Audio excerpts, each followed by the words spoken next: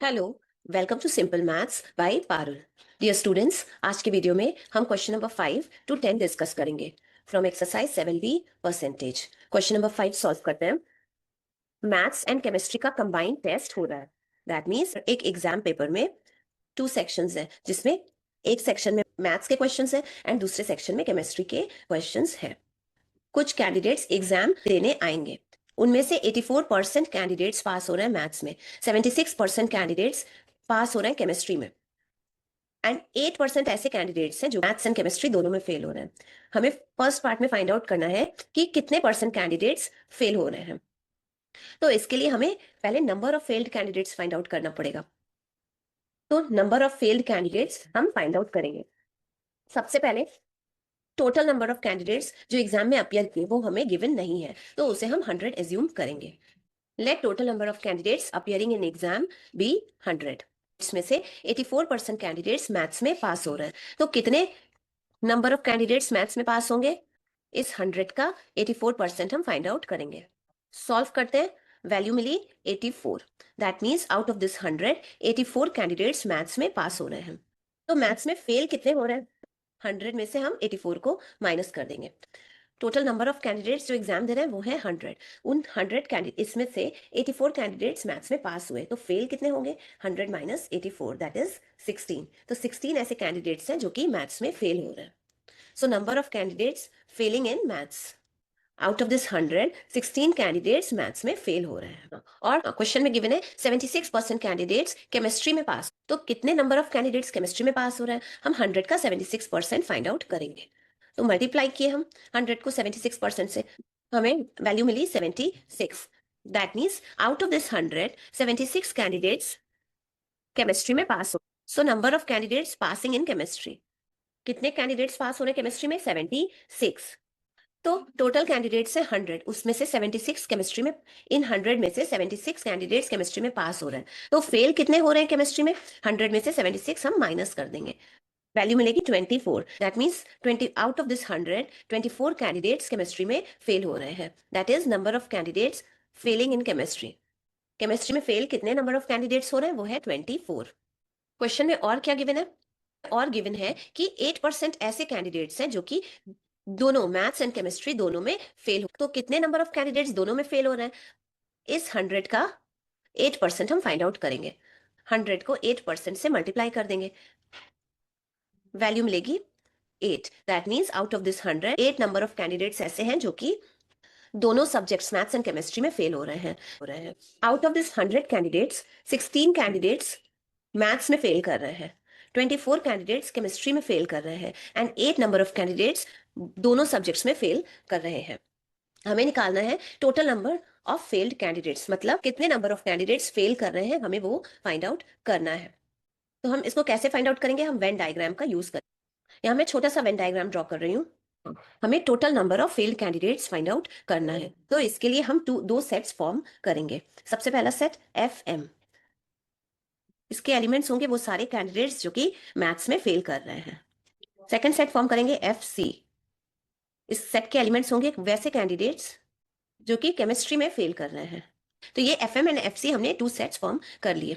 यहाँ हम find out कर चुके हैं कि 16 नंबर ऑफ कैंडिडेट्स मैथ्स में फेल कर रहे हैं, तो सेट एफ एम में कितने होंगे? 16। तो ये 16 इस सेट एफ एम का कार्डिनल नंबर हुआ। Similarly 24 number of candidates chemistry में फेल कर रहे हैं, ये हम कैलकुलेट कर चुके हैं। तो ये सारे 24 कैंडिडेट्स कहाँ प्रेजेंट होंगे? इस सेट एफ सी में प्रेजेंट। Means cardinal number set F C का हो गया 24। दैट मीन्स ये 8 कैंडिडेट्स दोनों सब्जेक्ट्स यानी कि मैथ्स एंड केमिस्ट्री दोनों में फेल कर रहे हैं। दैट मीन्स ये 8 कैंडिडेट्स इस सेट एफ एम में भी प्रेजेंट होंगे एंड यही 8 कैंडिडेट्स क्योंकि केमिस्ट्री में भी फेल कर रहे हैं तो सेट एफ सी में भी प्रेजेंट होंगे दोनों। तो ये 8 कैंडिडेट्स कॉमन कैंडिडेट्स हो गए इन दोनों सेट के। सेट इन दोनों के इंटरसेक्शन सेट में प्रेजेंट होंगे ये 8 एलिमेंट्स। तो इंटरसेक्शन सेट भी हम यहाँ डिफाइन कर देते हैं। इंटरसेक्शन सेट में कौन से एलिमेंट्स आएंगे? वैसे कैंडिडेट्स आएंगे जो कि दोनों सब्जेक्ट्स में फेल कर रहे हैं। एंड इस इंटरसेक्शन सेट का कार्डिनल नंबर क्या होगा? 8, क्योंकि ऐसे 8 कैंडिडेट्स हैं जो कि इस सेट में इस इंटरसेक्शन सेट में प्रेजेंट होंगे, बिकॉज 8 कैंडिडेट्स ऐसे हैं जो कि दोनों जो कि मैथ्स में भी फेल कर रहे हैं एंड केमिस्ट्री में भी फेल। अब इन तीनों इंफॉर्मेशन का यूज करके हम वेन डायग्राम फॉर्म करेंगे। वहां से हम total number of failed candidates out of this 100 candidates find out करेंगे। तो सेट एफ एम को हम सर्कल से रिप्रेजेंट करेंगे वेन डायग्राम में। ये है सेट एफ एम। अब सेट एफ सी को भी हम एक सर्कल से रिप्रेजेंट करेंगे वेन डायग्राम में, क्योंकि इन दोनों सेट्स में कॉमन एलिमेंट्स प्रेजेंट है। कितने? 8 number of common elements present है, इसलिए ये दोनों सर्कल्स वेन डायग्राम में ओवरलैप करेगा। ये सर्कल एफ सी हो गया ना। सबसे पहले हम इंटरसेक्शन सेट को देखें कि मैथ्स एंड केमिस्ट्री दोनों में कितने कैंडिडेट्स फेल हो रहे हैं। वो है 8 कैंडिडेट्स। मैथ्स एंड केमिस्ट्री दोनों में 8 कैंडिडेट्स, 8 ऐसे कैंडिडेट्स प्रेजेंट है। सर्कल एफएम में भी प्रेजेंट है एंड सर्कल एफसी में भी प्रेजेंट है। तो कौन सी एरिया में हम इस 8 कैंडिडेट्स को लिखेंगे? इस पिंक शेडेड एरिया में, क्योंकि यही pink shaded area common area है, जो कि सर्कल एफएम में भी प्रेजेंट है ये pink shaded area, and circle FC में भी प्रेजेंट है ये पिंक शेडेड एरिया। तो इसलिए ये कॉमन 8 एलिमेंट्स हम इस कॉमन एरिया में लिखेंगे। यहाँ पे कितने एलिमेंट्स प्रेजेंट है? कॉमन एरिया में 8 एलिमेंट प्रेजेंट है। एंड इस एरिया का क्या नाम है? एंड इस कॉमन एरिया को क्या कहते हैं? एंड इस कॉमन एरिया को किस सेट से रिप्रेजेंट करते हैं? F M intersection F C से, इंटरसेक्शन ऑफ टू सेट से। नाउ मैथ्स में फेल होने वाले 16 कैंडिडेट्स हैं, तो ये 16 कैंडिडेट्स इस सर्कल एफएम में प्रेजेंट होंगे, बट एफएम में 8 कैंडिडेट्स ऑलरेडी प्रेजेंट है।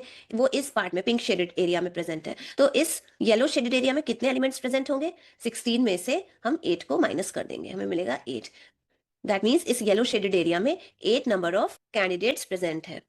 सिमिलरली केमिस्ट्री में फेल हो रहे हैं टोटल 24 कैंडिडेट। तो सर्कल एफसी में कितने नंबर ऑफ कैंडिडेट्स प्रेजेंट होंगे? 24 कैंडिडेट्स इस पूरे सर्कल एफ सी में प्रेजेंट होंगे, बट ये 8 कॉमन कैंडिडेट्स ऑलरेडी इस सर्कल में प्रेजेंट है पिंक शेडेड एरिया में। तो बाकी बचे हुए एरिया में, दैट इज ये ग्रीन शेडेड एरिया में, कितने नंबर ऑफ एलिमेंट्स प्रेजेंट होंगे? हम 24 में से माइनस करेंगे 8 को, तो मिलेगा 16। तो ग्रीन शेडेड एरिया में 16 कैंडिडेट्स प्रेजेंट होंगे। ये हमने ड्रॉ कर लिया वेन डायग्राम। अब इसका यूज करके हम total number of failed candidates find out. ये जो 8 कैंडिडेट्स है जो येलो शेडेड एरिया में प्रेजेंट है, वो कैसे कैंडिडेट्स हैं? वो वैसे कैंडिडेट्स हैं जो कि मैथ्स में फेल हो रहे हैं। क्यों? क्योंकि ये सर्कल एफएम में प्रेजेंट है, बट ये येलो शेडेड एरिया में है, तो ये ओनली मैथ्स में फेल हो रहे हैं। ये केमिस्ट्री में पास हो रही है, 8 कैंडिडेट्स केमिस्ट्री में पास हो रहे हैं, लेकिन मैथ्स में फेल हो रहे हैं। तो एक सब्जेक्ट में भी अगर कोई कैंडिडेट फेल हो रहा है तो वो फेल्ड कैंडिडेट ही कहलाएगा। तो ये 8 number of candidates only maths में फेल, ये फेल्ड कैंडिडेट ही कहलाएंगे, तो यहाँ हम 8 लिख देंगे। फिर ये जो पिंक शेडेड एरिया में कॉमन 8 कैंडिडेट्स है, दोनों सब्जेक्ट्स में फेल हो रहे हैं, तो दोनों में फेल हो रहे हैं, तो बट ऑब्वियस है वो फेल्ड ही कहलाएंगे। ये वाले कॉमन वाले 8 कैंडिडेट्स भी यहाँ ऐड कर दिए जाएंगे। फिर ये ग्रीन शेडेड एरिया किसको रिप्रेजेंट कर रहा है? ओनली एफसी को। दैट इज ये 16 कैंडिडेट्स वैसे कैंडिडेट्स हैं जो कि सिर्फ केमिस्ट्री में फेल हो रहे हैं बट मैथ्स में पास हो रहे हैं। तो ये 16 कैंडिडेट्स क्या पास कहलाएंगे? नहीं, ये 16 कैंडिडेट्स भी फेल्ड कैंडिडेट्स ही कहलाएंगे, बिकॉज एक सब्जेक्ट में ये फेल हो रहे हैं, दैट इज केमिस्ट्री। तो ये 16 कैंडिडेट्स भी ऐड कर देंगे हम इस नंबर में। अब इसको सॉल्व करते हैं। वैल्यू मिली 32। That means out of this 100 32 number of candidates fail हो रहे हैं एग्जाम में। तो नंबर ऑफ, ये तो है 32 नंबर ऑफ फेल्ड कैंडिडेट्स, हमें क्या फाइंड आउट करना है? Percentage of failed candidates. Formula अब इसके बाद यहां सॉल्व कर देते हैं डायरेक्टली कि फेल्ड कैंडिडेट का परसेंटेज फाइंड आउट करना है। तो out of this 100 32 candidates fail हो रहे हैं, तो इसका हमको परसेंटेज फाइंड आउट करना है। तो कैसे करेंगे? हम 100 से मल्टीप्लाई कर देंगे। सॉल्व किए तो हमें मिला 32%। तो परसेंटेज ऑफ फेल्ड कैंडिडेट्स निकल के आया 32%। This is the answer. Second part देखते हैं।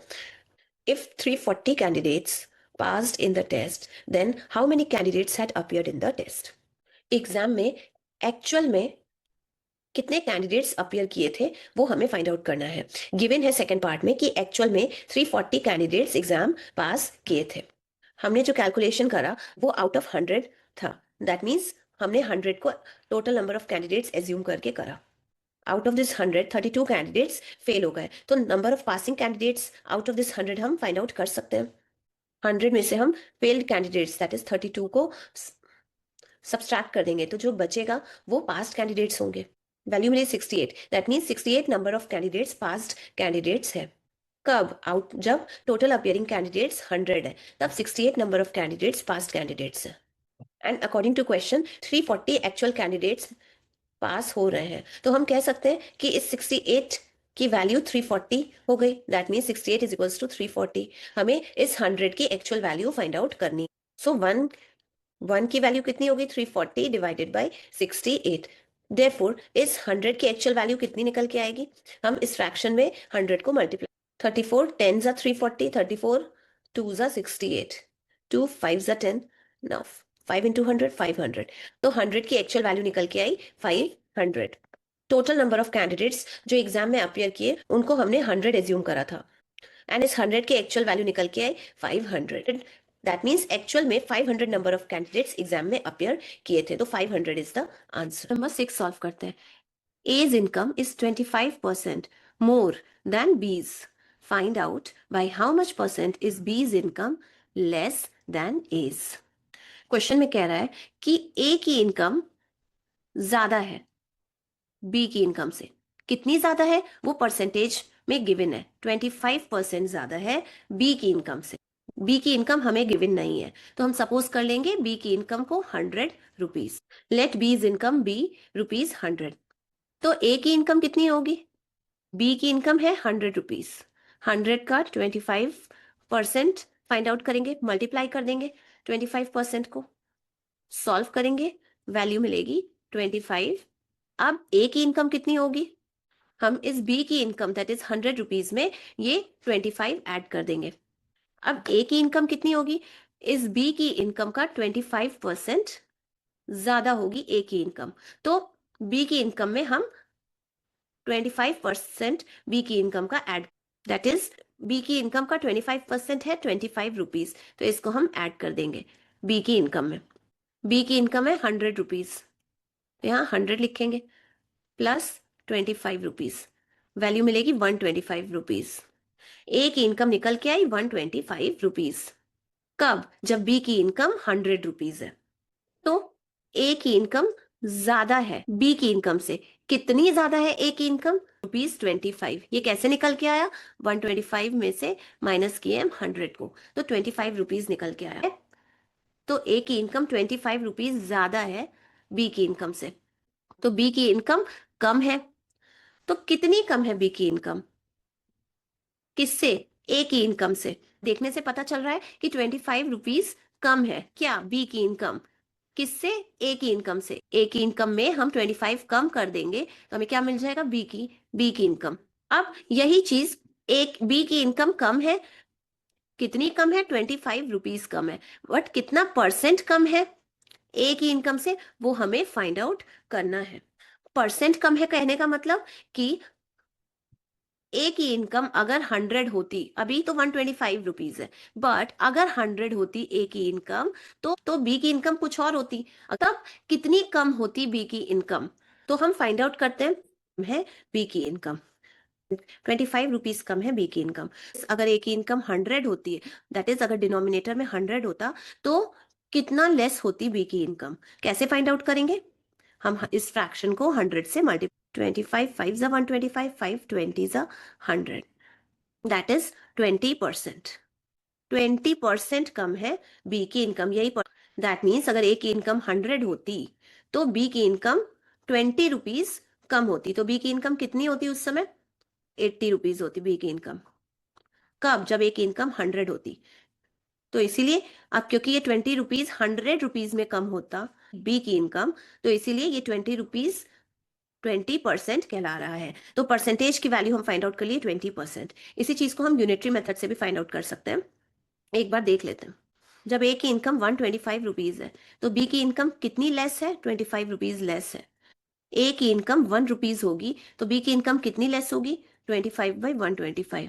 तो जब ए की इनकम 100 रुपीज होती तो बी की इनकम कितनी लेस होती, हम इस फ्रैक्शन को 100 से मल्टीप्लाई कर देंगे, 25/125 इंटू 100, 25 5 सा 125, 5 20 सा, दैट इज 20 निकल के आया। तो यही चीज निकल के आया ना 20। अब ये क्योंकि ये 20 रुपीज लेस होती, कब, जब ए की इनकम 100 होती, ए की 100 रुपीज इनकम पे ये 20 रुपीज लेस होती, 20%, तो ये 20 रुपीज को हम 20% लिखेंगे, तो 20% इज द आंसर। दोनों मेथड से, फॉर्मूला मेथड से भी एंड यूनिटरी मेथड से भी 20% निकल के आया आंसर। क्वेश्चन नंबर 7 सॉल्व करते हैं। Mona is 20% younger than Neetu? By how much percent is Neetu older than Mona?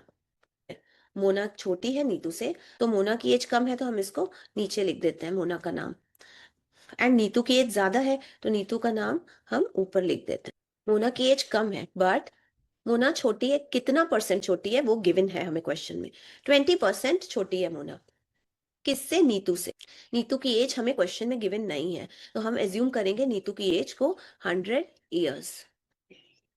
X भी एज्यूम कर सकते, परसेंट में 100 years सपोज करने से कैलकुलेशंस थोड़ा इजी हो जाएगा, इसीलिए हमने सपोज करा नीतू की एज को 100 years। लेट नीतूज एज भी 100 years। तो हम अब मोना की एज फाइंड आउट कर सकते हैं। सबसे उसके लिए हम नीतू की एज का 20% फाइंड आउट कंसिडर करें। हम कैसे फाइंड आउट करेंगे? मल्टीप्लाई करेंगे 20% से। सॉल्व करते हैं, मिला 20 years।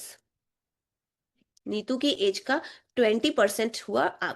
मोना 20% यंगर है, दैट मीन्स मोना की एज कम है नीतू की एज से। दैट मीन्स मोना 20 years छोटी है नीतू से। तो मोना की एज कितनी हुई? नीतू की एज से हम 20 years माइनस कर देंगे, 100 से हम 20 माइनस करेंगे, मिला 80। दैट मीन्स मोना की एज 80 years है। मोना की एज 80 years निकल के आई कब? जब नीतू की एज को हमने 100 years एज्यूम। अब मोना की एज निकल के आई 80 years कब? जब नीतू की एज 100 years है। तो क्लियर है कि नीतू बड़ी है मोना से, क्योंकि नीतू की एज 100 years है। कितनी बड़ी है नीतू मोना से? 20 years बड़ी है। 100 में से 80 माइनस करेंगे तो हमें मिलेगा 20 years। तो 20 years बड़ी है नीतू मोना से। क्वेश्चन में पूछ रहा है कि नीतू कितना परसेंट बड़ी है मोना से। दैट परसेंट बड़ी है कहने का मतलब कितना परसेंट बड़ी है मींस अभी तो मोना की एज 80 years है, तो नीतू 20 years बड़ी है मोना से। लेकिन अगर मोना की एज 100 years होती तो वो वैल्यू हमारी परसेंटेज कहलाएगी। तो हम परसेंटेज फाइंड आउट करेंगे कुछ इस तरीके से। मोना की एज है 80 years, इससे 20 years बड़ी है नीतू। तो जब मोना की एज 100 होती या 100, तो कितनी बड़ी होगी नीतू? दैट मीन्स अगर डिनोमिनेटर में 100 होता या हो जाएगा तो न्यूमरेटर में क्या होगा? हम कैसे फाइंड आउट करेंगे? हम इस फ्रैक्शन को 100 से मल्टीप्लाई कर, 0 से 0 कैंसिल, 2 4 जा 8, 4 25 जा 100, तो यहां आ जाएगा 25%। दैट मीन्स जब मोना की एज 100 years होगी या होती तो 25 years ज्यादा नीतू की एज होगी। तो नीतू की एज कितनी हो? इस 100 में हम ये 25 ऐड कर देंगे तो 125 years। कब? जब मोना की एज 100 years होगी तो नीतू की एज हो जाएगी 125 years, क्योंकि मोना की 100 years एज से 25 years एज ज्यादा होगी नीतू की एज, तो इसीलिए 25 years को हम 25% बोलेंगे। बड़ी तो है ही नीतू, लेकिन कितना परसेंट बड़ी हुई? तो नीतू मोना से 20 years बड़ी है, लेकिन परसेंट में कितनी बड़ी है? दैट मीन्स 25% मीन्स अगर मोना की एज 100 years होगी या होती तो नीतू की एज 25 years ज्यादा होती मोना की एज से, इसीलिए नीतू 25% ओल्डर है मोना से, तो 25% is the answer. Question number 8 solve करते हैं। इसमें कहा जा रहा है कि आज का शुगर का प्राइस 25% से बढ़ गया, यानी कि येस्टरडे शुगर का कुछ प्राइस था उसको ओरिजिनल प्राइस कहा जा रहा है। इस ओरिजिनल प्राइस का आज शुगर का प्राइस पर 25% से बढ़ गया। दैट मीन्स जो ओरिजिनल प्राइस था उसका 25% बढ़ गया आज के डेट में शुगर का प्राइस ना। अब टुमारो यानी कि कल हमें वापस से शुगर का प्राइस ओरिजिनल प्राइस पे लाना है, तो आज के प्राइस में हम कितना परसेंट डिक्रीज करेंगे कि कल शुगर अपने ओरिजिनल प्राइस पे आ जाए? हमें वही परसेंटेज फाइंड आउट करना है। आज का प्राइस हम कैसे फाइंड आउट करेंगे? वो हमें क्वेश्चन में गिवन है, प्राइस हमें परसेंटेज फॉर्म में क्वेश्चन में गिवन है। ओरिजिनल प्राइस जो की वैल्यू जो भी होगी उसका 25% इंक्रीज होगा एंड वो आज का शुगर का प्राइस। तो टुडेज प्राइस ऑफ शुगर हम फाइंड आउट कर सकते हैं। हमें ओरिजिनल प्राइस नहीं गिवन है क्वेश्चन में, तो हम इस ओरिजिनल प्राइस को 100 रुपीज, तो इस 100 रुपीज का 25% फाइंड आउट करते हैं। 100 को हम 25% से मल्टीप्लाई कर देंगे। सॉल्व करते हैं, वैल्यू मिलेगी 25 रुपीज। तो इस 25 रुपीज से शुगर का प्राइस बढ़ रहा है। पहले था 100 रुपीज, दैट मीन्स इंक्रीज होगा। तो अब क्या बन जाएगा? 100 प्लस 25। टुडे शुगर प्राइस है 125 रुपीज। अब टुमारो, दैट मीन्स आने वाले कल में हमें शुगर का प्राइस ओरिजिनल प्राइस पे वापस लाना है। ओरिजिनल प्राइस कितना है? 100 रुपीज। तो टुमारो का प्राइस कितना हो जाए? ₹100। वापस से ओरिजिनल प्राइस शुगर का करना है हमें टुमारो। तो कितना पर यहां से यहां तक पहुंचने के लिए 125 से 100 तक प्राइस करने का प्राइस, वो परसेंटेज हमें फाइंड आउट करना है। सबसे पहले तो डिक्रीज फाइंड आउट करेंगे, कितने प्राइस से डिक्रीज हो रहा है प्राइस। तो आज का प्राइस दैट इज 125 में 25 घटा देंगे, डिक्रीज करेंगे तो हमें वो, तो टुमारो शुगर का प्राइस 100 रुपीज हो जाएगा। सो अब हमें परसेंटेज डिक्रीज फाइंड आउट करना है। हाँ, आज के प्राइस में कितना परसेंट डिक्रीज होगा कि कल शुगर का प्राइस ओरिजिनल प्राइस पर आ जाए। तो आज का प्राइस है 125 रुपीज। तो 125 रुपीज में 25 रुपीज का वन डिक्रीज, तब शुगर का प्राइस ओरिजिनल प्राइस पे आ जाएगा। तो हमसे परसेंटेज पूछ रहा है, दैट मीन्स परसेंटेज पूछ रहा है मीन्स कि 100 रुपीज पे शुगर का प्राइस कितना घटाएंगे आ जाए। दैट मीन्स यहाँ डिनोमिनेटर में 100 नहीं है, तो इस फ्रैक्शन को हम आउट ऑफ 100 कैसे फाइंड आउट करेंगे? हम 100 से मल्टीप्लाई कर देंगे। वैल्यू मिली 20, दैट मीन्स आज के शुगर के 100 रुपीज प्राइस पे हमें, ताकि कल शुगर का प्राइस ओरिजिनल प्राइस पे आ जाए। दैट मीन्स आज के प्राइस पे दैट इज ₹125 पे 20% डिक्रीज करना पड़ेगा, तब जाके कल शुगर का प्राइस अपने ओरिजिनल प्राइस दैट इज ₹100 पर आ जाएगा। सो 20% डिक्रीज इज द आंसर। हमें शुगर के प्राइस पे 20% डिक्रीज करना पड़ेगा, तब जाके कल वापस से ओरिजिनल प्राइस पर आ जाएगा, दैट इज ₹100 पर आ जाएगा। तो कितना परसेंट डिक्रीज किए हम? 20% डिक्रीज किए, तो 20% decrease is the answer. Question number 9 solve करते हैं। A number increased by 15% becomes 391, find the number. ऐसा कौन सा नंबर है जिसमें हम 15% से जिसको हम इंक्रीज करेंगे तो हमें मिलेगा 391? वो नंबर हमें फाइंड आउट करना है। Let the number be 100। Question में गिवन है कि इस 100 में 15% इंक्रीज करेंगे, इसकी वैल्यू फाइंड आउट करें। 100 में इस नंबर 100 का 15% हम इंक्रीज करेंगे, तो 100 का 15% फाइंड आउट। तो 100 को 15% से मल्टीप्लाई करेंगे तो 100 का 15% निकल जाएगा। सॉल्व करते हैं। वैल्यू मिली 15, तो इंक्रीज कितना करना है हमें? तो इस नंबर 100 में हम कितना बढ़ाएंगे? हम 15 इंक्रीज करेंगे, तो हमें क्या वैल्यू मिलेगी? ये नंबर 100 बन गया 115, but according to question actual में ये नंबर क्या बन रहा है? 391। हाँ, तो हमें इस 100 की एक्चुअल वैल्यू फाइंड आउट करनी है।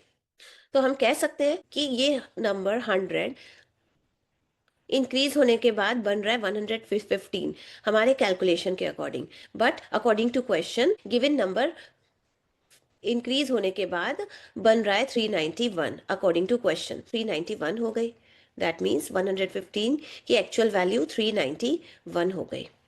हमें इस 100 की एक्चुअल वैल्यू को फाइंड आउट करना है।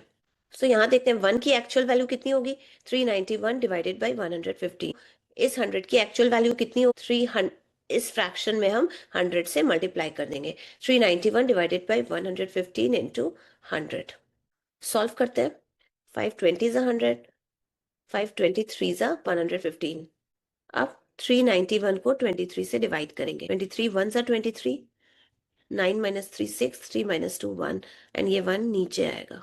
23 7s are 161, तो मिला 23 17s are 391। 23 17s are 391, 17 2s are 34, and ये 0 यहाँ आ जाएगा। सो 100 की एक्चुअल वैल्यू निकल के आई 340। हमने नंबर को 100 एज्यूम करा था, जिसकी एक्चुअल वैल्यू निकल के आई 340। दैट मीन्स 340 वो नंबर है जिसको हम 15% से बढ़ाएं या इंक्रीज करें तो ये नंबर 391 बन जाए। तो 340 is the answer. Question number 10 solve करते हैं। A number decreased by 23% becomes 539. Find the number. ऐसा कौन सा नंबर है जिसको हम 23% से अगर घटाते हैं तो हम वो नंबर बन जाता है 539। सपोज करते हैं वो नंबर 100 है।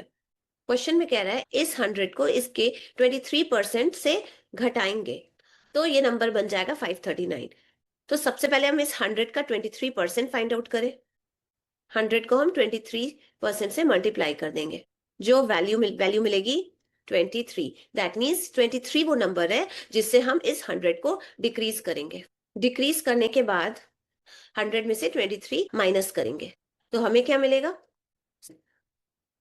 तो आफ्टर डिक्रीमेंट हमें मिल रहा है 77। बट अकॉर्डिंग टू क्वेश्चन हमने सॉल्व किया तो डिक्रीज करने के बाद ये नंबर 77 बन जा रहा है, but according to question after decrement वो नंबर 539 बन जा रहा है। तो हम कह सकते हैं कि ये 77 की एक्चुअल वैल्यू 539 हो गई।